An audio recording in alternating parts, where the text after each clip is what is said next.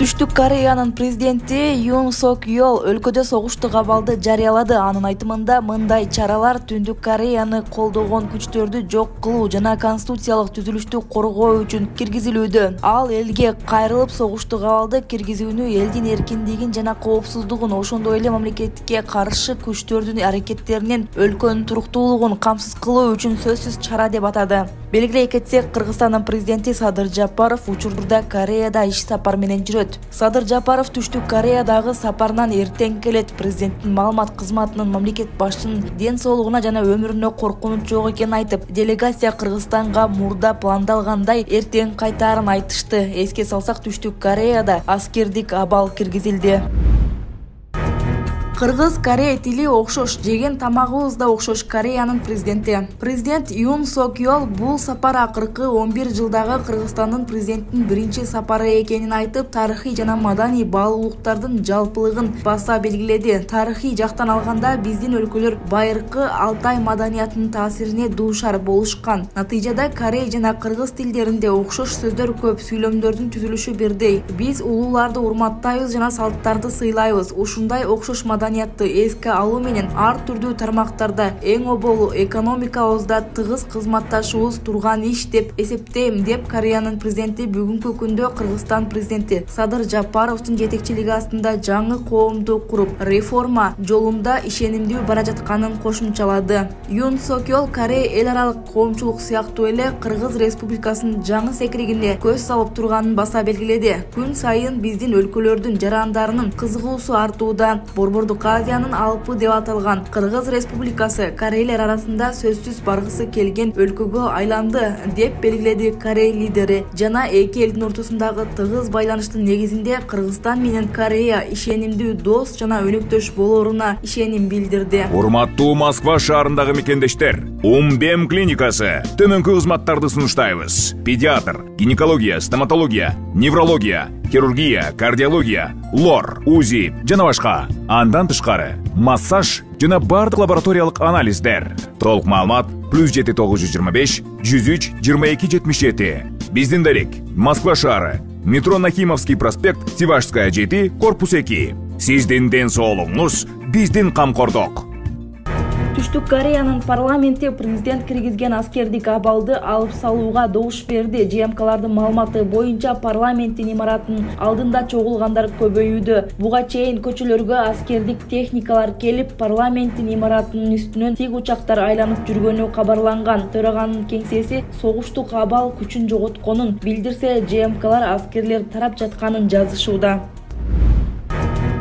Пан Ги Мун Антонио Гутерриштин сөзүн тастыктайм. Кыргызстан чуркаган күлүккө айланды. Президент Садыр Жапаров буунун мурдагы баш катчысы, Ассамблеянын президенти жана Жашыл өсүү глобалдык институтунун кеңешинин төрагасы Пан Ги Мун менен жолугушту. Пан Ги Мун азыркы буунун баш катчысы. Гутерриштин Кыргызстан уктап жаткан өлкөдөн чуркаган күлүккө айланды деген сөзүн тастыктап, өлкөнүн динамикалуу өсүүсүн белгилеп, Садыр Жапаровдун реформаларын жогору баалады. Оразайым Нарматова Сереп медиа компаниясына ээ болду деп жазды журналист Болот Темиров. Документтерди тиркеп, билдирүү жазган. Ал Нарматова 16 сентябрдан тарта ресурска ээлик кылганын белгилеген. Сереп медиа популярдуу Супер ТВ медиа ресурсуна ээлик кылат, дейт Темиров. Супер ТВ ресурсу Кореядагы Кыргызстандын мурдагы элчиси Кылычбек Султанов тиешелүү болуп келгени маалым. Салык кызматынын Бишкектеги 4 райондук бөлүмүндө тең тинтүү жүрүп жатат. Кызматкерлерди массалык түрдө сурактарга алып кетишти. Бишкек шаардык салык кызматынын 4 райондук бөлүмүндө тинтүү иштери жүрүп жатканы тууралуу Кактус медиа укук коргоо кызматындагы өздүк булактарына таянып жазды. Басылманын маалыматына караганда, мамлекеттик салык кызматынын Ленин райондук башкармалыгынан кеминде 15 инспектор суракка алынганы белгилүү болду. Башка бөлүмдүн кызматкерлери да суракка алынууда, бирок алардын саны белгисиз. Айрым маалыматтарга караганда, бардык бөлүмдүн кызматкерлеринен уюлдук телефондор алынган, деп жазды Кактус медиа.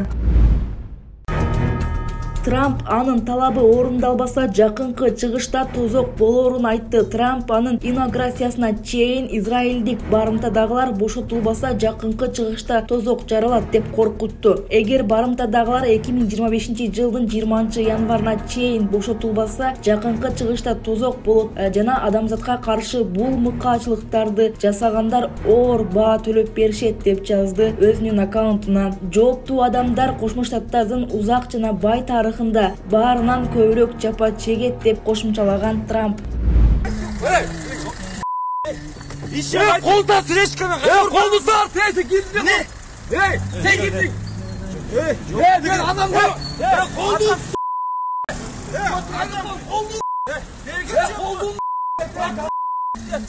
Kolunu. Ben adamı sordum. Ben seni aldım. Ne? Nereye geçiyorsun? Kola gidelim. Kılıç. Ne? Бишкектин көчөлөрүнүн биринде автоунаа айдап бараткан киши тез жардамга жол бошотпой, андан соң медиктерди сөгүп сагып урушкан. Кайгылуу кызматы ал кишини таап убактылуу кармоочу жайга киргизген. Эми сот айдоочунун алчу жазасын аныктайт.